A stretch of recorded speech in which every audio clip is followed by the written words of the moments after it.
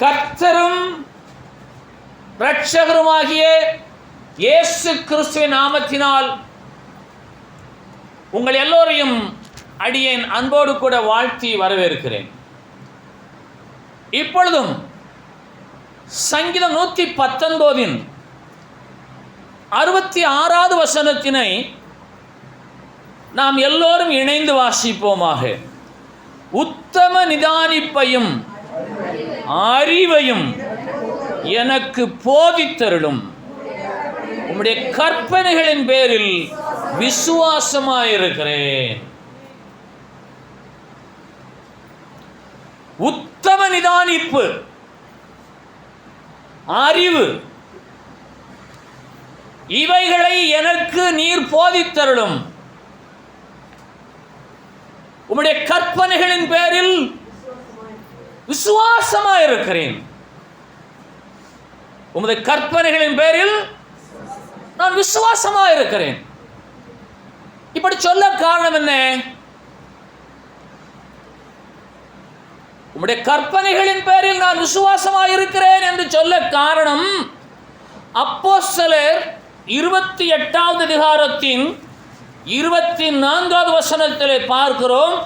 அவன் சொன்னவைகளை சிலர் விசுவாசித்தார்கள், சிலர் விசுவாசியாதிருந்தார்கள். நானோ உம்முடைய கற்பனைகளின் பேரில் விசுவாசமாயிருக்கிறேன். அவன் சொன்னவைகளை சிலர் விசுவாசித்தார்கள், சிலர் விசுவாசியாதிருந்தார்கள். ஆனபடினாலே நான் சொல்லுகிறேன், உம்முடைய கற்பனைகளின் பேரில் நான் விசுவாசமாயிருக்கிறேன் என்று. நீர் எனக்கு உத்தம நிதானிப்பை தாரும். என்ன நிதானிப்பு சொல்லுங்கள்? உத்தம நிதானிப்பு. நிதானம் தப்பி அலைகிறான் என்று சொல்லுவார்கள். நிதானம் இழந்தார், கட்டுப்பாட்டை இழந்து வாகனம் சாலை விட்டு கீழே இறங்கி விபத்து நேரிட்டது. நிதானத்தை இழந்தார்கள். சங்கீதம் 119 66வது வசனம், உத்தம நிதானிப்பையும்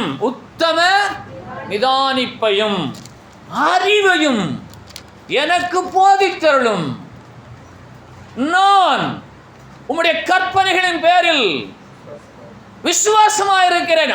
ஆனால் சிலர் என்ன செய்வதில்லை? விசுவாசிப்பதில்லை. அவன் சொன்னவைகளை சிலர் விசுவாசித்தார்கள், சிலர் விசுவாசியாதிருந்தார்கள். அப்போஸ்தலர் 28-24 அப்படியாய் வாசிக்கிறோம். அவர் என்ன சொன்னார் என்று 23வது வசனத்தில் சொல்லப்பட்டிருக்கிறது. அதற்காக அவர்கள் ஒரு நாளை குறித்து அநேகம் பேர் அங்கு அவன் தங்கியிருந்த வீட்டிற்கு அவனிடத்திற்கு வந்தார்கள், பவுலை காணும்படியாய். யூத மார்க்கத்திலே பிரதானமானவர்கள் அநேகர் வந்தார்கள். அவன் காலமே தொடங்கி சாயங்காலம் மட்டும் மோசேயின் நியாயப்பிரமாணத்திலும் தீர்க்கதரிசிகளின் ஆகமங்களிலும் இயேசுவுக்கடுத்த விசேஷங்களை அவர்களுக்கு போதித்து தேவனுடைய ராஜ்யத்தை குறித்து சாட்சி கொடுத்து விஸ்தரித்து பேசினான். அவன் சொன்னவைகளை சிலர் விசுவாசித்தார்கள், சிலர் விசுவாசியாதிருந்தார்கள். நானோ வென்றால் உம்முடைய கற்பனைகளின் பேரில், உம்முடைய பிரமாணங்களின் பேரில், உம்முடைய ஆகமங்களின் பேரில், தீர்க்க தரிசனங்களின் பேரில், இயேசுவை குறித்த விசேஷங்களை குறித்து, அவருடைய ராஜ்யத்தை குறித்து நான் விசுவாசமாயிருக்கிறேன். நான் எப்படி இருக்கிறேன்? விசுவாசமாயிருக்கிறேன். அப்போஸ்தலர் 13வது அதிகாரத்தின் 48வது வசனம், பக்கம் 182 புதிய ஏற்பாட்டிலே. புறஜாதியார் அதை கேட்டு சந்தோஷப்பட்டு கர்த்தருடைய வசனத்தை மகிமைப்படுத்தினார்கள். நித்திய ஜீவனுக்கு நியமிக்கப்பட்டவர்கள் எவர்களோ அவர்கள் விசுவாசித்தார்கள். சிலர் விசுவாசியாதிருந்தார்கள். நான் உம்முடைய கற்பனைகளின் பேரில் விசுவாசமாக இருக்கிறேன். காரணம் என்ன? நித்திய ஜீவனுக்கு நியமிக்கப்பட்டவர்கள் அந்த வசனங்களை விசுவாசிப்பார்கள் என்றால், இன்றைக்கு உத்தம நிதானிப்பு. என்ன நிதானிப்பு? சரி, உத்தமம் என்றால் என்ன? உத்தமம் என்றால் உள்ளதை உள்ளபடியே சொல்லுவது, உண்மை, பாரபட்சம் இல்லாத நிலை. உள்ளதை உள்ளபடியே சொல்லுவது, உண்மையாய் நிதானிப்பது, பாரபட்சம் இல்லாமல் வலதுபுறம் இடதுபுறம் சாயாமல் நடுநிலையாய் நின்று நிதானிப்பது, யோசிப்பது, சிந்திப்பது, ஆராய்வது. யாருக்கெல்லாம் புரியுது? கொஞ்சம் நிதானமாக பேசுங்க. அடிமாங்கள்ல கேட்டுக்கீங்களா? எப்படி நிதானமாக பேசுறது? நிலையை அறிந்து ஆராய்ந்து சோதித்து உள்ளதை உள்ளபடியாய் பேசினால் நிதானமாய் பேசுவது. அப்ப உத்தம நிதானிப்பு என்றால், பைபிளை எடுத்து வாசிங்க, தேவையில்லாத தேடாதுங்க. உத்தம நிதானிப்பு. ஆகவே இன்றைக்கு நமக்கு உத்தம நிதானிப்பு தேவை. எதிலே? அவருடைய வசனங்களை கேட்டார்கள், ஆகமங்களை வாசிக்க கேட்டார்கள், மோசேயின் நியாயப்பிரமாணங்களை வாசிக்க கேட்டார்கள், கிறிஸ்துவை குறித்தான விசேஷங்களை போதித்தார் பவுல், அவைகளையும் கேட்டார்கள், தேவனுடைய ராஜ்யத்தை குறித்து சாட்சி கொடுத்தார், அவைகளையும் அவர்கள் கேட்டார்கள். கேட்டாலும் சிலர் விசுவாசியாதிருந்தார்கள். ஆகவே இந்த உத்தம நிதானிப்பு இன்றைக்கு நமக்கு தேவை. நான் எவ்வளவாய் அவருடைய கற்பனைகளின் பேரில் விசுவாசமாய் இருக்கிறேன், அதை விசுவாசிக்கிறேன், விசுவாசியாமல் இருக்கிறேன் என்ற நடுநிலையான உள்ளதை உள்ளபடியே உணர்ந்து கொள்ளக்கூடிய, அறிந்து கொள்ளக்கூடிய, தெரிந்து கொள்ளக்கூடிய அறிவையும், உத்தம நிதானிப்பையும் அறிவையும் எனக்கு நீர் போதித்தருளும். உது கற்பனைகளின் பேரில் நான் விசுவாசமாக இருக்கிறேன். சிலர் விசுவாசியாமல் இருக்கிறார்கள். விசுவாசிக்கிறவர்கள் யார் என்று சொன்னால், நித்திய ஜீவனுக்கென்று நியமிக்கப்பட்டவர்கள். அவர்கள் அவரை விசுவாசிப்பார்கள். ஆகவே இன்றைக்கு உத்தம நிதானிப்போடு கூட நடுநிலையாக உள்ளதை உள்ளபடியே உண்மையாய் உங்களை நீங்களே நிதானித்து பாருங்கள். நான் எவ்வளவாய் விசுவாச வாழ்வு வாழ்கிறேன். பிடிக்குதா பிடிக்கலையா சொல்லுங்க. உங்க விசுவாச வாழ்வு. இந்த விசுவாசம் என்பது ஒரு வரம். இந்த விசுவாசம் வேத அறிவினால் வராது. படிப்பறிவே இல்லாதவருடைய விசுவாசம் மேலாக இருக்கிறது. படிப்பறிவை உடையவருடைய விசுவாசம் கீழாக இருக்கிறது. காரணம் என்ன? எனக்கு படிப்பெல்லாம் தெரியாது, எழுத்துக்களை வாசிக்க தெரியாது, ஞாபக சக்தியும் கிடையாது, எனக்கு எந்த தகுதியும் கிடையாது, ஆனால் இயேசு எனக்கு போதும் என்ற விசுவாசம். அது ஒரு வரம். அது ஒரு வரம். அதிகமாக வேதத்தை வாசிக்க வாசிக்க வாசிக்க அதை கிரிட்டிசைஸ் பண்ணக்கூடியவர்கள் இருக்கிறார்கள். உத்தமமாய் நிதானிக்க தெரியாமல் அதை குழப்புகிறவர்கள் இருக்கிறார்கள். ஆகவே தான் பரிசுத்தவான் சொல்லுகிறார், சங்கீதம் 119 66வது வசனத்தில் சொல்லுகிறார், உத்தம நிதானிப்பை எனக்கு தாரும், அறிவை எனக்கு தாரும், அதற்கு நீர் என்னை போதியும், ஒரு கற்பனைகளின் பேரில் நான் விசுவாசமாக இருக்கிறேன். அநேகர் விசுவாசிப்பதில்லை. நானோ நித்திய ஜீவனுக்கு நியமிக்கப்பட்ட ஒரு தேவனுடைய பிள்ளை, உண்மையே விசுவாசித்தேன். விசுவாசிக்கலாமா? நல்லா கவனிங்க. அதனால வேத அறிவு விசுவாசமாகாது. வேத அறிவு விசுவாசமாகாது. உலக வாழ்க்கையில பார்த்தால் பெரிய பதவியில் இருப்பார்கள், ஆனால் அறிவோடு நடந்து கொள்ள மாட்டார்கள். அவர் படித்த படிப்பு அறிவாகாது. அவர் கற்ற கல்வி இந்த உலக வாழ்க்கைக்கு தான் பிரயோஜனப்படும். ஆனால் மனித சுபாவத்திற்கு, மனித நேயத்திற்கு அது கொஞ்சமும் பிரயோஜனப்படாது. அவருக்கு தேவை என்ன? உத்தம நிதானிப்பும் அறிவும் வேண்டும். ஆகவே வேதாகமத்தின் ரகசியங்களை, அந்த பொக்கிஷத்தை, அந்த புதைபொருளை ஆராய்கையிலே நிதானிப்பு என்று ஆவியான கடவுள் எழுதாமல் உத்தம நிதானிப்பு என்று எழுத காரணம் என்ன? அந்த உத்தம நிதானிப்பின் பக்கமாய் அறிவை வைக்க காரணம் என்ன? ஆச்சரியமாக இருக்கிறது. கடவுளுடைய சர்வ ஞானம், சர்வ வல்லவருடைய சர்வ ஞானம் இந்த வசனத்தில் வெளிப்படுகிறது. இந்த வருஷத்தின் 5வது மாதத்தின் 3வது நாளிலே என்னை நானே நிதானித்து பார்த்து நான் எவ்வளவாய் விசுவாசத்தோடு வாழ்கிறேன், நித்திய ஜீவனுக்கு நான் பங்கடைவேனா, நித்திய ஜீவனிலே பங்கடைவேனா, அந்த தகுதி எனக்கு உண்டா? உத்தமமாய் நிதானிக்கிறேன்.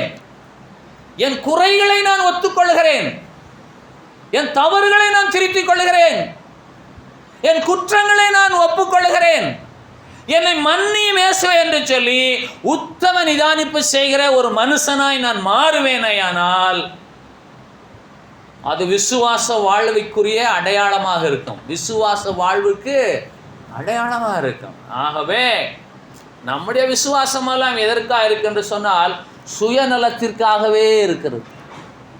நம்முடைய விசுவாசமெல்லாம் ஜெபம் பண்ணா கர்த்தர் கொடுத்துருவார். யார் ஜெபம் பண்ணாலும் கொடுப்பார். தெரியுமா உங்களுக்கு? ஏன்? நாம ஜெபிக்கும் போது என்ன சொல்லி ஜெபிக்கிறோம்? கடைசியாக எப்படி முடிக்கிறோம் சொல்லுங்கள்? இயேசுவின் நாமத்தில் ஜெபங்கேளும் நல்ல பிதாவே. இயேசுவின் வழியாக பிதாவாகிய தேவனிடத்தில் கேட்கிறோம். இப்போ இயேசுவின் சொல்லி இருக்கிறார், என்னுடைய நாமத்தில் எதை கேட்டாலும் பிதாவாகிய தேவன் தம்முடைய நாமம் அமைப்படும்படியாக உங்களுக்கு செய்வார் என்று சொல்லியிருக்கார் இயேசுவின் வழியாக. ஆகவே இந்த ஊழியங்களிலே, மருத்துவமனை ஊழியத்திலே, கிராம ஊழியங்களிலே, கர்த்தரை ஏற்றுக்கொள்ளாத மத்தியிலே இயேசுவே என்று சொல்லுங்கள், கர்த்தர் உங்களுக்கு கிருபை செய்வார் என்று சொல்லுவோம். அப்படி இயேசுவே என்று சொல்லி அவர்களுடைய தேவையை அவர்கள் பெற்றுக்கொள்வார்கள். இன்றைக்கும் இந்த நிமிடம் வரையில் நடந்து கொண்டுதான் இருக்கிறது. ஆகவே நம்முடைய விசுவாசம் இயேசுவின் பேரில் இருக்கிறது, எப்போதும் இல்லை. சில நேரத்தில் அவரை விசுவாசிக்கிறோம், பல நேரத்தில் அவரை விசுவாசிப்பதில்லை. அவர்கள் அவன் சொன்னவைகளை சிலர் விசுவாசித்தார்கள், சிலர் விசுவாசியாதிருந்தார்கள். நித்திய ஜீவனுக்கு நியமிக்கப்பட்டவர்களோ அவரை விசுவாசித்தார்கள். ஆகவே நாம் எந்த நிலையில இருக்கிறோம் என்ற உத்தம நிதானிப்பு இன்றைக்கு நமக்கு உண்டாவதாக, அந்த அறிவு உண்டாவதாக. உண்டாகுமா? நிதானிப்பு நாட்கள் ஓடுகிறது. உங்களை நீங்களே நிதானித்து பாருங்கள். நான் விசுவாச வாழ்வு வாழ்கிறேனா? என்னிலே அவிசுவாசம் எங்கெங்கே இருக்கிறது? நான் நித்திய ஜீவனுக்குரிய தகுதியை பெற்றிருக்கிறேனா? நிதானிக்கலாமா? நிதானிக்கலாமா? நிதானித்து பாருங்கள். ஆகவே இந்த விசுவாச வாழ்விலே நீங்கள் யாரோடும் சோடி சேர முடியாது. அடுத்தோட விசுவாசத்திலே நீங்கள் வாழ முடியாது. இன்றைக்கு இயேசுவிடத்தில் போய் கேளுங்கள், இயேசுவே விசுவாசத்தை துவக்கிறோம் முடிக்கிறோம் ஆகிய நீர் எபிரேயர் 12 அதிகாரத்தின் 1வது வசனத்தின்படி எனக்கு விசுவாசத்தை ஊற்றும், நம்பிக்கை ஊற்றும், எல்லாவற்றையும் நிதானித்து அறிவை பெருக்கிக் கொள்ள எனக்கு உதவி செய்யும் என்று நீங்கள் கேட்க உத்தமமாய் உங்களை நிதானியுங்கள். உண்மையாகவே நடுநிலையாக வலதுபுறம் இடதுபுறம் சாயாமல், பட்சபாதம் இல்லாமல், பாரபட்சம் இல்லாமல், ஒருதலை பட்சம் இல்லாமல் நான் எந்த நிலையில் இருக்கிறேன் என்று சொல்லி உங்களை நீங்களே நிதானிப்பீர்களேயானால் அதற்கு பெயர்தான் உத்தம நிதானிப்பு. அந்த நிலையை அடைவதுதான் அறிவு. 1 பேதுரு 2வது அதிகாரம் 8வது வசனம், புதிய ஏற்பாட்டிலே 318வது பக்கம். அவர்கள் கீழ்ப்படியாதவர்களாய் இருந்து இடறுகிறார்கள், அதற்கென்றே நியமிக்கப்பட்டவர்களாயும் இருக்கிறார்கள். இந்த வசனம் நமக்கு இன்றைக்கு கொஞ்சம் பொருந்தும். எப்படின்னு கேளுங்க. வசனத்துக்கு கீழ்ப்படிந்தால் நமக்கு இடரல் இல்லை, நாம் நித்திய ஜீவனுக்கு நியமிக்கப்பட்டவர்கள். கீழ்ப்படியாதவர்களாய் இருந்தால் இடறல் அடைவோம். கீழ்ப்படியாதவர்களாய் இருந்தால் இடறல் அடைவோம். அதற்கென்றே நாம் நியமிக்கப்பட்டவர்களாய் காணப்படுவோம். நித்திய ஜீவனுக்கு நியமிக்கப்பட வேண்டிய நாம் கீழ்ப்படியாமல் போனால் இடரல் கீழ்ப்படியாமல் போனால் இடரல் அடைகிறவர்களாய் நியமிக்கப்படுகிறோம். ஆகவே இன்றைக்கு நாம் எதற்காக நியமிக்கப்பட வேண்டும்? கீழ்ப்படிய வேண்டுமே. உத்தம நிதானிப்பை, அறிவை, விசுவாசத்தை பெற்று நித்திய ஜீவனுக்கு நியமிக்கப்பட்ட ஒரு விசுவாச பிள்ளையாய் காணப்படுகிறேனா? இல்லை என்றால் கீழ்ப்படியாமல் இருந்து இடரலுக்கென்றே நியமிக்கப்பட்ட தேவ பிள்ளையாய் காணப்படுகிறேனா? நித்திய ஜீவனுக்கு நியமிக்கப்பட்டவர்கள், இடறுதலுக்கென்று நியமிக்கப்பட்டவர்கள், விசுவாசித்தவர்கள், விசுவாசியாதவர்கள், உத்தம நிதானிப்பையும் அறிவையும் உடையவர்கள். நிதானித்து பாருங்கள். கர்த்தர் என்னை எதற்கென்று நியமித்திருக்கிறார்? கர்த்தர் உங்களை எதற்கென்று நியமித்திருக்கிறார்? கீழ்ப்படிந்து நிதானித்து நித்திய ஜீவனிலே பங்கடையும்படியாய் கர்த்தர் உங்களை நியமித்திருக்கிறார். அவர்களோ கீழ்ப்படியாதவர்களாயிருந்து இடறுகிறார்கள். இடரல் அடைவதற்கென்றே அவர்கள் நியமிக்கப்பட்டும் இருக்கிறார்கள். எத்தனை விதமான வசனங்களை கர்த்தருடைய ஆவியான தெய்வம் இந்த வேதாகமத்தில் எழுதி வைத்திருக்கிறார். 1 பேதுரு 2வது அதிகாரம் 8வது வசனம். இடறுகிறார்கள், அதற்கென்றே நியமிக்கப்பட்டிருக்கிறார்கள். நானோ வென்றால் நித்திய ஜீவனுக்கென்றே நியமிக்கப்பட்டிருக்கிறேன். ஏனென்று கேட்டால் நான் அவரை விசுவாசிக்கிறேன், அவருடைய பிரமாணங்களை விசுவாசிக்கிறேன், அவருடைய கற்பனைகளை விசுவாசிக்கிறேன், இயேசுவை குறித்து சொல்லியிருக்கிற விசேஷங்களை விசுவாசிக்கிறேன், தேவனுடைய ராஜ்யத்தை குறித்து சாட்சி கொடுக்கிற அந்த விஸ்தாரமான விளக்கங்களை நான் விசுவாசிக்கிறேன். நீதிமொழிகள் 24:17, பக்கம் 784. உன் சத்துரு விழும்போது சந்தோஷப்படாதே. ஒருவன் இடறி போகிறான்,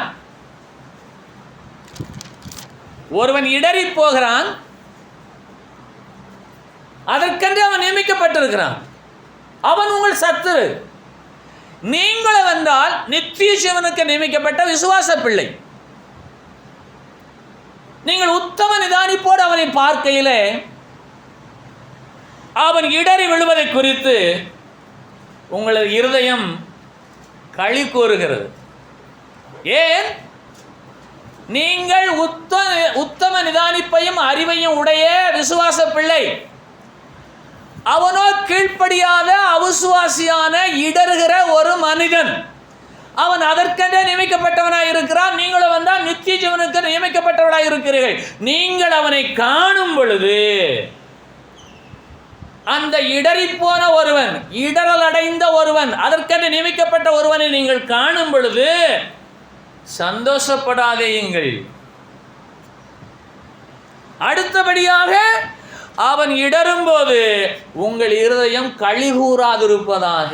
ஒருவன் இடருவானேயானால் நீங்கள் அவனை குறித்து உத்தம நிதானிப்பை உடையவர்களாய் இருப்பது உண்மையானால், நானும் ஒரு நாட்களிலே கீழ்ப்படியாதவனாய் இருந்தேன், நானும் கீழ்ப்படியாதவளாய் இருந்தேன், நானும் இடறி போனேன், அதற்கென்றே நியமிக்கப்பட்டவனை போல இருந்தேன்.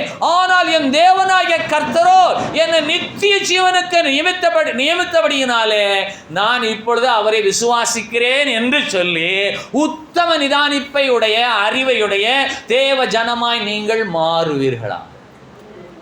மறுபடியும் சொல்லுகிறேன், அவரை விசுவாசியாதவன், அவன் கீழ்ப்படியாதவன், அவன் இடறி விழுகிறான். நீங்களோ அவரை விசுவாசிக்கிறீர்கள், அவரை ஏற்றுக்கொண்டீர்கள். அந்த விழுந்தவனை பார்த்து நீங்கள் சந்தோஷப்படாமல் அவன் இடறி விழும்போது உங்கள் உள்ளம் கழிகூறாமல் இருப்பதாக. ஏன் என்று கேட்டால், உத்தம நிதானிப்போடு உங்களை நீங்களே நிதானித்து பார்த்தால், நீங்களும் ஒரு நாளிலே கீழ்ப்படியாதவர்களாய் இருந்தீர்கள், அவரை விசுவாசியாதவர்களாய் இருந்தீர்கள், நீங்கள் இடறி விழுந்தீர்கள். இயேசு கிறிஸ்துவோ உங்களை நித்திய ஜீவனுக்கு என்று நியமித்தபடினாலே நீங்கள் அவரை பற்றி விசுவாசத்தினாலே அவருடைய பிள்ளையாகி போனீர்கள். எல்லாருமே இயேசுவை ஏற்றுக்கொள்ள மாட்டாங்க, வெளிப்படையாக சொல்லணும். எல்லாம் கவனிங்க. நாம ஜெபம் பண்ணிக்கிட்டே இருப்போம், ஆனால் வேதம் சொல்லுகிறதை கவனிங்கள். அப்போஸ்தலர் 13:48 பிற்பகுதி, நித்திய ஜீவனுக்கு நியமிக்கப்பட்டவர்கள் அவரை விசுவாசித்தார்கள். ஆகவே அவரை பற்றி விசுவாசம் உங்களுக்குள்ளாக நீங்கள் இருப்பது உண்மையானால் நீங்கள் நித்திய ஜீவனுக்கென்று அவரால் நியமிக்கப்பட்டவர்கள். ஆனால் சிலர் இருக்கிறார்கள், கீழ்ப்படிய மாட்டார்கள், இடறி விழுவார்கள். அவர்களை அதற்கென்றே அவர் நியமித்திருக்கிறார். நல்ல வேளை கர்த்தர் என்னை அந்த பங்கிலே சேர்க்கவில்லை. ஆகவே நான் ஒரு விசுவாச பிள்ளையாக இருக்கிறேன். யாரால்? அவரால். அவன் இடறி விழுகிறான். இயேசுவே, நான் அவரை குறித்து சந்தோஷப்படவில்லை. அவன் இடறி விழுந்தான் என்று சொன்ன இருதயத்தில் மகிழ்ச்சியோ கழிவுறவே இல்லை.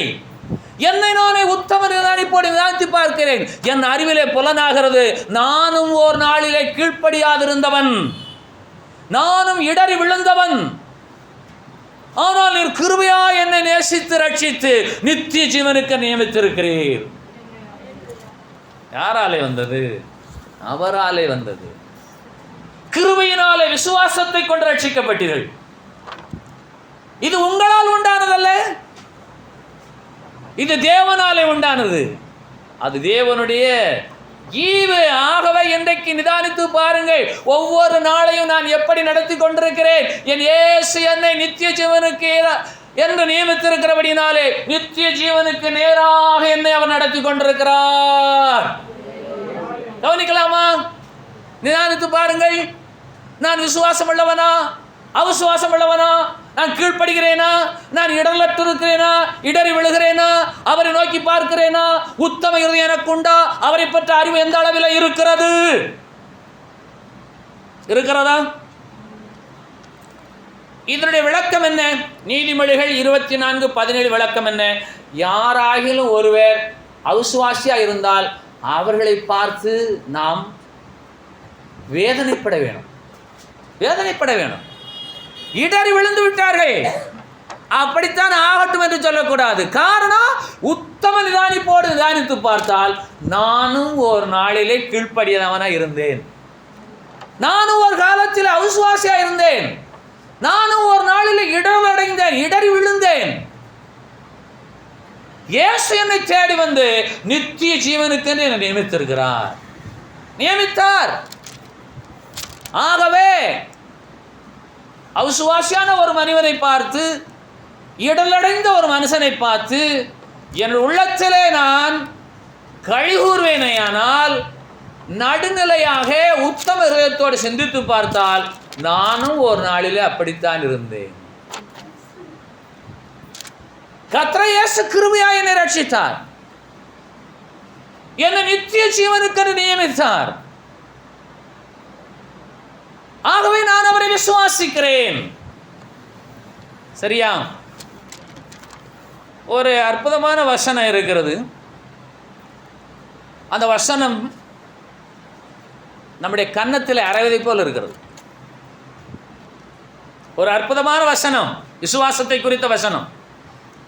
அந்த விசுவாசம் நம் ஒவ்வொருவரையும் நம்முடைய கன்னத்தில் அரைவதை போல இருக்கிறது. ரோமர் 14:22 வசனம். உனக்கு விசுவாசம் இருந்தால் அது தேவனுக்கு முன்பாக உன்மட்டும் இருக்கட்டும். எப்படிப்பட்ட வசனம்? சிலர் விசுவாசித்தார்கள், சிலர் விசுவாசியாதிருந்தார்கள், கீழ்ப்படியாதிருந்து இடரல் அடைந்தார்கள். அதற்கென்றே அவர்கள் நியமிக்கப்பட்டார்கள். நான் விசுவாச பிள்ளை, என்னை போல விசுவாச வாழ்வு யாருக்கும் கிடையாது என்று ஒருவேளை எண்ணுவேனேயானால், ரோமர் 14:22 வசனம் சொல்லுகிறது, உனக்கு விசுவாசம் இருந்தால் அது தேவனுக்கு முன்பாக உன் மட்டும் இருக்கட்டும். ஏனென்றால் நீ உத்தம நிதானிப்போடு உம்மை நிதானித்து பார். நீ ஒரு நாளிலே அவிசுவாசியாய் இருந்தாய், நீர் ஒரு நாளிலே கீழ்ப்படியாது இருந்தாய், நீ ஒரு நாளிலே இடரல் அடைந்தாய். கர்த்தராய் இயேசுவ கிருபையாய் உன்னை தேடி வந்து ரட்சித்து உன்னை நித்திய ஜீவனுக்கென்று நியமித்தார். ஆகவே இந்த விசுவாச வாழ்விலே மேட்டிமை கூடாது என்பதற்காக ரோமர் 14:22 சொல்லுகிறது, உனக்கு விசுவாசம் இருந்தால் அது உன் தேவனுக்கு முன்பாக உன் மட்டும் இருக்கட்டும். பக்கத்தில் உள்ளவங்க பார்த்து சொல்லலாமா அந்த வசனத்தை? சொல்லுவோமா வேண்டாமா? வேண்டாம், சிக்கல் வரும். ஆமா, ஒரு குடும்பத்தில் எல்லாருமே விசுவாசத்தில் இருக்காங்கன்னு சொல்ல முடியாது. விசுவாச அளவின் நிலைகள் வேறுபடும். ஆனால் இடரல் அடையக்கூடாது, ரொம்ப முக்கியம். கீழ்ப்படியாதிருந்து இடறுகிறார்கள், அதற்கென்று அவர் நியமிக்கப்பட்டிருக்கார்கள். ஆகவே இந்த விசுவாச வாழ்விலே விசுவாசத்தில் நீங்கள் பெருகியிருந்தால் அது உங்கள் தேவனுக்கு முன்பாக உங்கள் மட்டும் இருக்கட்டும் என்ற நிதானிப்பை பெற்றுக்கொள்ளுங்கள். உத்தம நிதானிப்பையும் அறிவையும் இந்த நாளிலே பெற்றுக்கொள்ளுங்கள். சரியா? அதனால தான் எனக்கு விவரம் தெரிஞ்ச நாளில் இருந்து விசுவாசத்தில் சரியாக இருக்கிறவங்களை காட்டிலும் விசுவாசத்தில் பலவீனமாக இருக்கிறவங்களை தான் அதிகமாக நேசிக்கணும். அப்படி நேசிக்கவில்லை என்று சொன்னால் அவர்கள் இடரலடைய வாய்ப்பு உண்டு. சர்ச்சுக்கு வர்றவங்களை காட்டிலும் வராதவங்களை தான் அதிகமாக நேசிக்கணும், அவங்களுக்காகத்தான் ஜெபம் பண்ணணும். அள்ளி அள்ளி கொடுக்கிறவங்களை காட்டிலும் கொடுக்காதவங்களுக்காகத்தான் அதிகமாக ஜெபம் பண்ணணும். ஏன்? எனக்கு விசுவாசம் இருக்கு என்று சொல்லி நான் விசுவாசத்தில் மேட்டிமுள்ளவனாய் காணப்படாதபடிக்கு ரோமர் 14:22 சொல்லுகிறது, நீ விசுவாசிக்கிறாய், நல்லதுதான். உனக்கு விசுவாசம் இருந்தால் உன் தேவனுக்கு முன்பாக அது உன் மட்டும் இருக்கட்டும். அந்த விசுவாசத்தை யார் மேலும் திணிக்காதே. உனக்கு நிகர் ஒருவரும் இல்லை என்று நீ மேட்டிமை கொள்ளாதே. எனக்கு உத்தம நிதானிப்பையும் அறிவையும் போதித்தருளும். நான் உம்முடைய கற்பனைகளின் பேரில் விசுவாசமாக இருக்கு என்று சொன்னால் இன்றைக்கு ரோமர் 14:22 பேரிலும் நீங்கள் விசுவாசமாக இருக்க வேணும். நீங்கள் விசுவாசத்தில் வல்லவர்களாக இருக்கலாம், விசுவாசத்தினால எல்லா அற்புதங்களை அடையாளங்களை செய்யக்கூடியவர்களாக இருக்கலாம். விசுவாசத்தில் நீங்கள் நிரம்பி வழிந்தாலும் அவிசுவாசியை பார்த்து நீங்கள் என்ன செய்யக்கூடாது? இருதயத்திலே கழிகூறாதிருங்கள். இடரல் அடைகிறார்கள். உன் சத்துரு விழும்போது சந்தோஷப்படாதே, அவன் இடரும் போது உன் இருதயம் கழிகூறாதிருப்பதாக. அப்படி இருந்தால்தான் உத்தம நிதானிப்பையும் அறிவையும் உடைய தேவப்பிள்ளை நீங்கள். இன்றைக்கு மறுபடி உங்களுக்கு நான் சொல்லக்கூடிய வேதாகமத்திலிருந்து எடுத்து கொடுக்கக்கூடிய ஒரு அற்புதமான வார்த்தை உத்தம நிதானிப்பு. சொல்லுங்க, உத்தம நிதானிப்பு. நடுநிலையாக உள்ளதை உள்ளபடியே உண்மையாக வலதுபுறம் இடதுபுறம் சாயாமல் உங்களை நீங்களே நிதானித்து பார்த்தால் உத்தம நிதானிப்பும் அறிவும். கர்த்தர் இம்மட்டும் என்னை காத்துக்கொண்டார், அதுதான் உத்தம நிதானிப்பு. என் நிலையிலே நீங்கள் இருக்க முடியாது, உங்கள் நிலையிலே நான் இருக்க முடியாது. நித்திய ஜீவனுக்கு என்று உங்களை நியமித்திருக்கலாம். உங்கள் குடும்பத்தார் கீழ்ப்படியாமல் இருக்கலாம், உங்கள் குடும்பத்தார் இடறி விழலாம். ஆனால் நீங்கள் விசுவாசம் உள்ளவர்கள். உங்களுக்கு விசுவாசம் வந்தால் உங்கள் மட்டும் இருக்கட்டும். உங்கள் வீட்டாரை, உங்கள் குடும்பத்தாரை, உங்கள் உறவினர்களை, உங்கள் நண்பர்களை நீங்கள் அற்பமாக எண்ணாதிருங்கள். அவர்கள் இடரும் போது உங்கள் இருதயத்திலே கழிகூறாதிருங்கள் என்பதுதான் உத்தம நிதானிப்பின் வியாக்கியானம். சரியா? கிறிஸ்தவத்தில் உள்ள பெரிய நோய் என்ன தெரியுமா? ஒரு விசுவாச பிள்ளை ஏதாவது ஒரு கஷ்டத்திலேயோ ஒரு பிரச்சனையிலையோ மாட்டிக்கிட்டா யாருமே அதை பற்றி விவரிக்கவே மாட்டாங்க. விழுந்த பிறகு சொல்லுவாங்க, எனக்கு அன்னைக்கே தெரியும். அது இன்னைக்கு நடந்துக்கிட்டு தான் இருக்குது. எனக்கு அன்னைக்கே தெரியும் அவங்க இப்படி போவாங்கன்னு. உங்களுக்கு முன்னாடி இயேசுவுக்கு தெரியும். அவர் நினைச்சார்னா ஒரு இமைப்பொழுதிலே அவங்களை நித்திய ஜீவனுக்கு நேராக நடத்துவார், நியமிப்பார். இன்றைக்கு நாம் செய்ய வேண்டியது என்ன என்று கேட்டால், உத்தம நிதானிப்போடு என் விசுவாச வாழ்வு என் மட்டும் இருக்கட்டும். மறுபடியும் சொல்லலாமா? உத்தம நிதானிப்போடு என் விசுவாச வாழ்வு என் மட்டும் இருக்கட்டும் என்றால் மாத்திரமே நான் நித்திய ஜீவனுக்கு நியமிக்கப்பட்ட ஒரு விசுவாச பிள்ளை. ஆகவே நடைமுறை வாழ்க்கையிலே இதை நீங்கள் புரிந்து கொள்ள வேண்டியது என்ன என்றால், உண்மையிலேயே அவங்க நிலை என்னவோ கர்த்தர் அறிவார். சொல்லுங்க, உண்மையிலேயே அவங்க நிலை என்னவோ கர்த்தர் அறிவார். தேவனாகிய கர்த்தர் அவர்களை ரட்சிப்பாராக. இதுதான் உத்தம நிதானிப்பு. இந்த அறிவு தான் நல்ல அறிவு.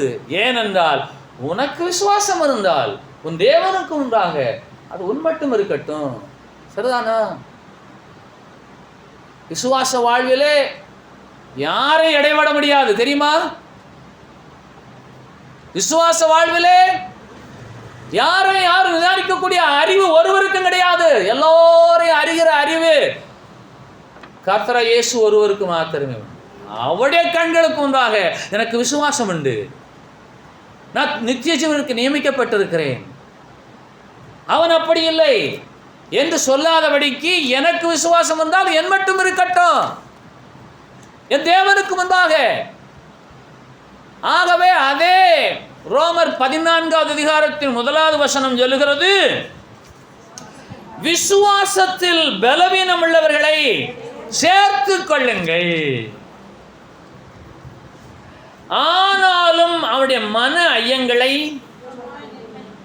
நல்ல வசனம் இல்லையா? உமது கற்பனைகளின் பேரில் நான் விசுவாசமாக இருக்கிறேன், உத்தம நிதானிப்பையும் அறிவையும் எனக்கு போதித்தரணும். அதே வேளையிலே விசுவாசத்தில் பலவீனம் உள்ளவர்களை நான் குற்றப்படுத்த மாட்டேன். உண்டா? அந்த வசனத்துக்குள்ள 2வது வாக்கியம் ஒரு நல்ல வாக்கியம். அது என்ன வாக்கியம் தெரியுமா? ரோமர் 14 1வது வசனம், ஆனாலும் அவனுடைய மன ஐயங்கள். இந்த சில வேதத்துக்குரிய ரகசியங்களை கேட்டுட்டா அவனை கேவலமாக நினைக்கிறது. எப்படி? இப்போ பரிசுத்த ஆவியானவரை பற்றி நிறைய பேருக்கு சந்தேகம் இருக்கும், ஆனால் கேட்க மாட்டாங்க. கேட்டால் வார்த்தை என்ன தெரியுமா? அப்போ நீங்கள் பரிசுத்த ஆவி பெறலையா? ஐயோ, நம்மளை தரக்குறைவாக நினச்சிடுவாங்களே. ரோமர் 14வது அதிகாரத்தின் 1 வசனம், விசுவாசத்தில் பலவீனம் உள்ளவர்களை சேர்த்துக்கொள்ளுங்கள், அவருடைய மன ஐயங்களை குற்றமாய் நிர்ணயம் பண்ணாதிருங்கள். முடிவே பண்ணிடுறது.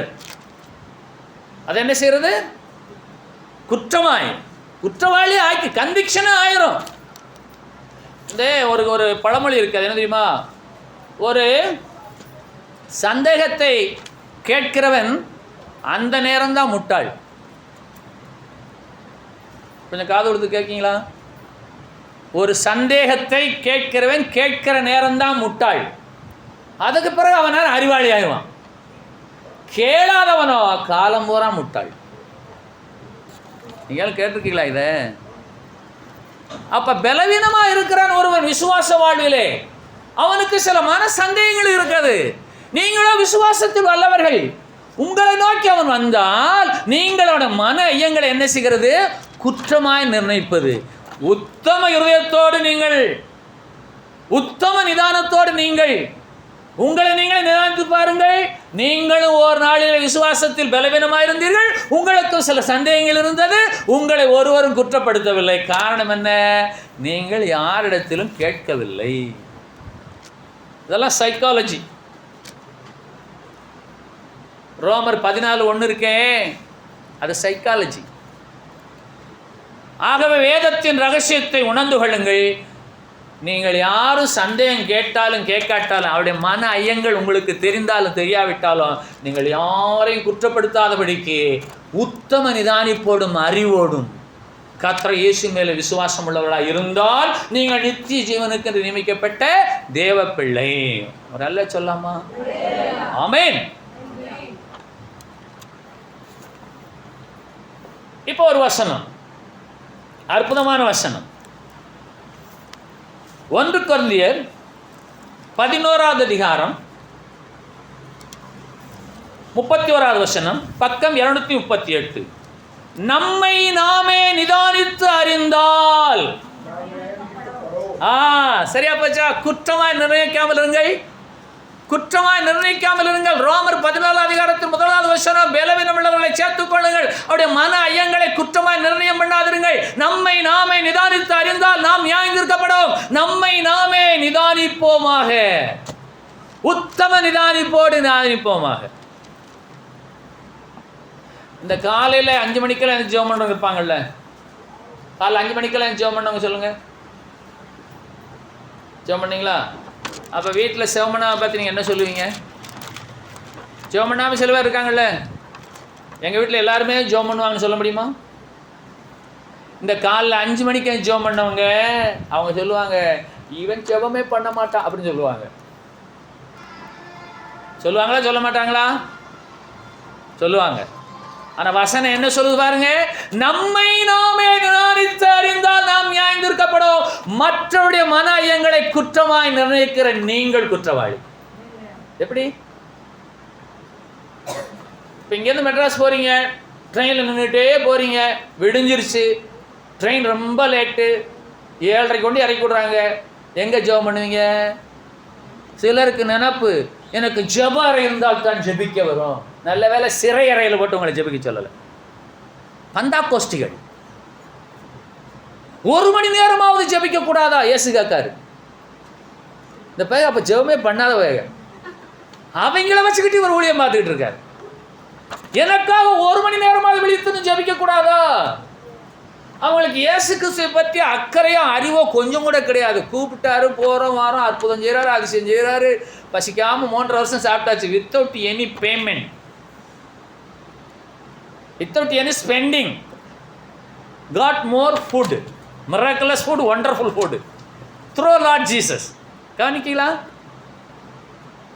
அப்போ நம்ம வீட்டில் நான் 5 மணிக்கெல்லாம் எழுந்திரிச்சு ஜெபம் பண்ணுவேன், விசுவாசத்தில் வல்லவன், நல்லதுதான். உத்தம நிதானிப்போடு நீ நிதானித்து உன் அறிவை திருப்பி பார்த்தால் நீ ஒரு நாளிலே 8 மணி வரைக்கும் தூங்கின ஒரு கிறிஸ்தவ பிள்ளை, ஆனாலும் விசுவாச பிள்ளை.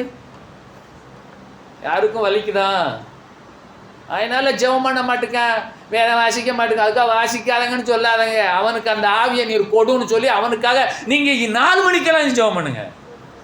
4லேருந்து 5 வரைக்கும் அப்படிப்பட்டவனுக்காக ஜெபம். 5 மணி பிறகு எவ்வளோ நேரம் ஜெபம் பண்ணாது உங்களுக்காக ஜெபம் செய்யலாமா?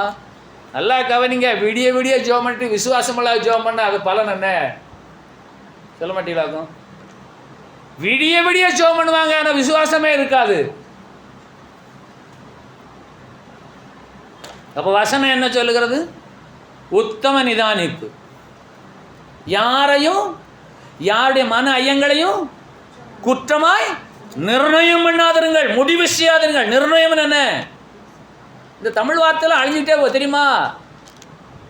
நிர்ணயம் பண்ணி இருக்கிறார்கள்னா முடிவு செய்து இருக்கிறார்கள். என்ன தங்கத்தின் விலை என்ன நிர்ணயம் பண்ணி இருக்கிறார்கள்?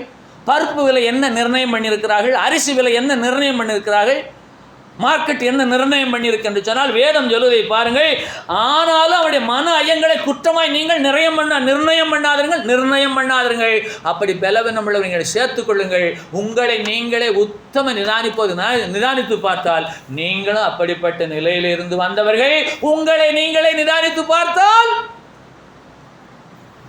நம்மை நாமே நிதானித்து பார்த்தால் நமக்கு நியாயத்தீர்ப்பு உண்டு. உண்டா இல்லையா? ஆகவே 1 கொரிந்தியர் 2:15 பக்கம் 228, ஆவிக்குரியவன் எல்லாவற்றையும் ஆராய்ந்து நிதானிக்கிறான். வரல்ல சொல்லாமா? ஹல்லேலூயா. உத்தம நிதானிப்பு யாருக்கு உண்டு? ஆவிக்குரியவனுக்கு உண்டு. ஆவிக்குரியவன் எல்லாவற்றையும் நிதானித்து ஆராய்ந்து நிதானிக்கிறான். நீங்கள் ஆவிக்குரிய பிள்ளையா இருந்தால் பலவீனனை காணும்போது, இடறினவனை காணும்போது, மன ஐயமுள்ளவனை காணும்போது நீங்கள் உத்தம நிதானிப்போடு அறிவோடு நிதானிக்க அழைக்கப்படுகிறீர்கள். இந்த கிறிஸ்தவ வாழ்க்கையில முடிவே இல்லாத எது தெரியுமா? பரிசுத்தம். பரிசுத்தத்தின் மேல் பரிசுத்தம், பரிசுத்தத்தின் மேல் பரிசுத்தம், பிறகு கொஞ்சம் பாவம் கீழே வந்தாச்சு, மறுபடியும் பரிசுத்தத்தின் மேல் அதே போல விசுவாசம் வளர்ந்து தான் தேயும், சும்மா கிடையாது. டாக்டர் சொல்லிட்டாரு, சயின்ஸ் சொல்லிருச்சு, பார்த்தா அப்படித்தான் இருக்கு, விசுவாசம் போச்சு. ஆனால் கர்த்தர் தமக்கு சித்தமானால் அவனை எழுப்பும் போது மறுபடியும் விசுவாசம் வளரும். விசுவாசத்தோடு ஜெபம் பண்ணனால் நான் பெற்றுக்கொண்டேன் என்று ஒருவன் சொன்னால் அது பொய்.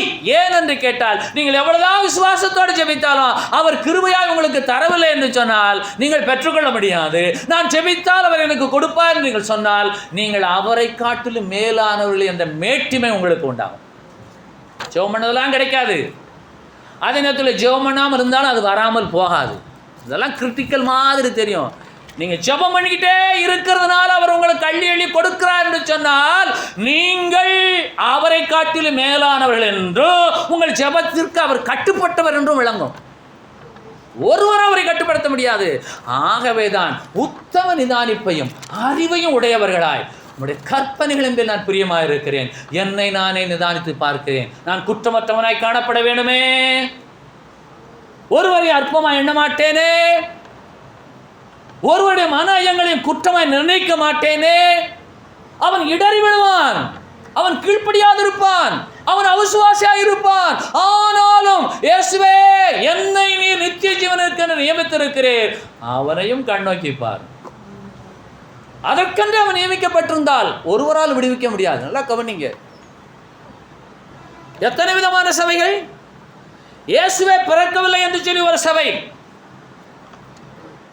ஆவியான கடவுளுக்கென்று ஒரு சபை, ஆவியான கடவுளை இல்லை என்று ஒரு சபை, இயேசுவின் தாய்க்கென்று ஒரு சபை, எல்லாவற்றையும் விசுவாசிக்கிறோம் என்று ஒரு சபை. பல்வேறு பிரிவுகள் நம்மில இருந்தாலும் நீங்கள் என்ன சொல்ல வேண்டும்? இயேசுவே உத்தம நிதானிப்பையும் அறிவை எனக்கு தாரும், நான் எந்த நிலையிலே உண்மையாக இருக்கிறேன். புரியுமா உங்களுக்கு? எத்தனை பேருக்கு புரியுது? எல்லாம் வரும். ஆகையினாலே உனக்கு விசுவாசம் இருந்தால் அது உன் மட்டும் இருக்கட்டும்.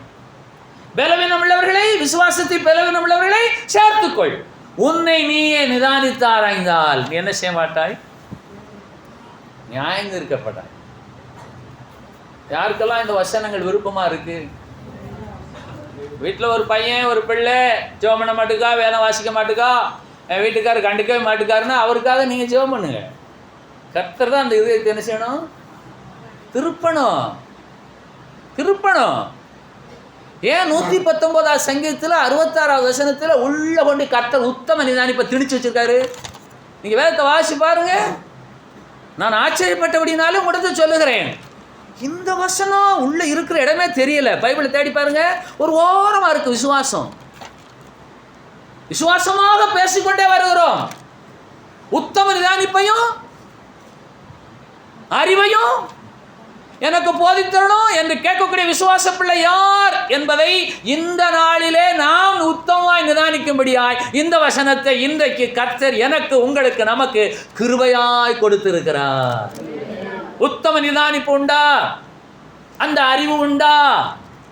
ஆகவே நம்மை நாமே நிதானித்து ஆராய்ந்தால் நாம் நியாயந்திருக்கப்படும். ஆவிக்குரியவன் எல்லாவற்றையும் நிதானித்து ஆராய்கிறான். ஆகவே நீங்கள் அப்படியே நிதானம் பண்ணுங்க, உண்மையாக சிந்திங்க. முதல்ல உங்களை நீங்களே சிந்திங்க, உங்கள் குடும்பத்தை சிந்திங்க, அப்புறம் உங்கள் சர்ச்சை சிந்திங்க, உங்கள் ஊழியக்காரனை சிந்திங்க, உங்கள் பிள்ளைகளை சிந்திங்க, இந்த அரசியல் நிலவரத்தை சிந்திங்க, இந்த பூமியில் என்ன நடக்குன்னு சிந்திங்க. உத்தம நிதானிப்போடு எல்லாவற்றையும் நிதானித்து பாருங்க.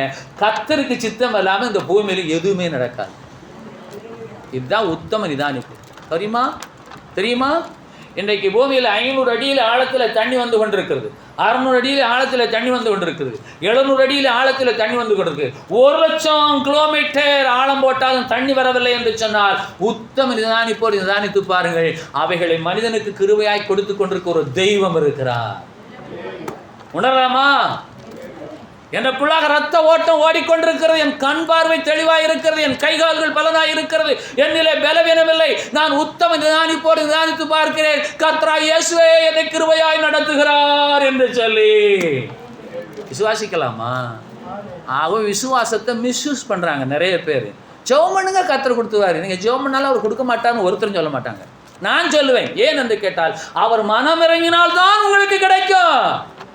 ஆகவே போய் சொல்லுங்க, இயேசுவே நான் விசுவாசம் உள்ளவன், என் மட்டும் நான் ஒருவரையும் அற்பமாக எண்ணுவதில்லை, நான் ஒருவரையும் குற்றப்படுத்துவதில்லை. நீர் எனக்கு தந்த நித்திய ஜீவனுக்காக என்னை நானே காத்துக் கொள்கிறேன். தொடர்ந்து நான் இந்த பூமியில குறிக்கப்பட்ட கால வரையிலும் இந்த சரீரத்தை விட்டு என் உயிர் எடுபடுவடையிலும் உத்தம நிதானிப்போடு நான் ஓட எனக்கு அறிவை தாரும். சங்கீதம் 119:66 படி கேட்கலாமா? கேட்கலாமா? இதனுடைய சாரம் என்ன? எது நடந்தாலும் இயேசுடைய சித்தம். அவருக்கு தெரியாமல் இந்த பூமியில ஒன்றுமே நடக்காது. நான் ஒருவனை அற்பமாய் எண்ண மாட்டேன். நான் ஒருவனையும் குற்றமாய் நிர்ணயம் பண்ண மாட்டேன். என்னை நானே நிர்ணயித்து ஆராய்வேன். எனக்கு விசுவாசம் வந்தால் என் மட்டும் இருக்கட்டும். அதே வேளையில் பலவீனம் உள்ளவர்களை நான் என்னிடத்தில் சேர்த்துக் கொள்வேன். எதில் சேர்த்துக் கொள்வேன்? ஜெபத்திலே சேர்த்துக் கொள்வேன். அல்லேலூயா. ஒரு தாய் ஜெபிப்பார்களே ஆனால் 6 பிள்ளைகள் ஒரு தாய்க்கு, 5 பிள்ளைகள் நல்ல பிள்ளைகள், ஒரு பிள்ளை ஊதாரி பிள்ளை. அந்த தாயுடைய ஜெபம் யாருக்காக இருக்கும்? ஊதாரி பிள்ளை மேலதான் இருக்கும். பலவீனமானவனை, விசுவாசத்தில் வல்லவன் இல்லாதவனை, விழுந்து போனவனை, இடறி போனவனை நினைத்து நீங்கள் அவரிடத்திலே சேர்த்துக் கொள்ளுங்கள். சேர்த்துக் கொள்ளலாமா? ஆகினால இயேசு கிறிஸ்து நம்மை பார்க்கும் பொழுது நான் உத்தம நிதானித்து பார்த்தால் நாம் ரட்சிக்கப்படுவதற்கு வழியே கிடையாது. ஆனாலும் அவர் நம்மை ரட்சித்தார். அல்லேலூயா. எபிரேயர் 9வது அதிகாரம் 27வது வசனம். ஒரே தரம் மரிப்பதும் பின்பு நியாய தீர்ப்படைவதும் மனுஷருக்கு நியமிக்கப்பட்டிருக்கிறபடியே, ஆகவே நித்திய ஜீவனுக்கு நியமிக்கப்பட்டிருக்கிற நீங்கள் இடரல் அடைவதற்கு நியமிக்கப்பட்ட சிலர் நீங்களவென்றால் எதற்காக நியமிக்கப்பட்டிருக்கிறீர்கள்? எதற்காக நியமிக்கப்பட்டிருக்கிறீர்கள்? நியாய தீர்ப்படைவதற்கு நியமிக்கப்பட்டிருக்கிறீர்கள். இன்றைக்கு உங்களுக்கு நீங்களே உத்தமமாய் நிதானித்து பார்த்தால் நியாய தீர்ப்பு உங்களுக்கு நீங்களே சொல்லிக்கொள்ளக்கூடிய தகுதியிலே இருக்கிறீர்கள். யாரோ வந்து உங்களுக்கு நியாயம் சொல்ல வேண்டாம். நியாயாதிபதி உங்களுக்கு நீங்களே. உங்களுடைய மனமே உங்களோடு பேசுகிறது. அதுவே உங்களை குற்றப்படுத்துகிறது.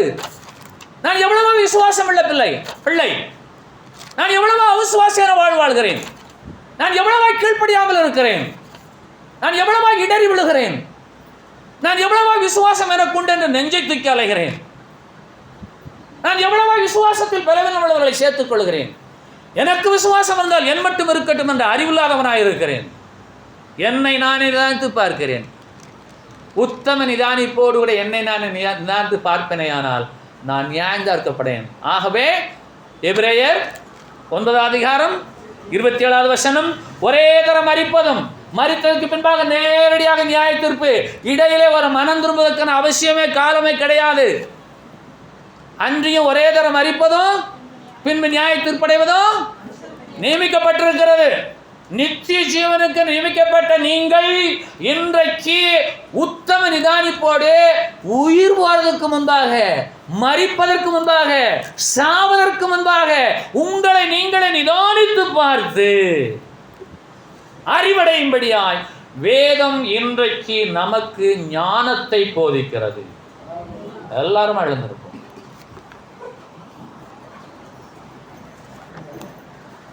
முழங்கால் படியிடுங்கள்.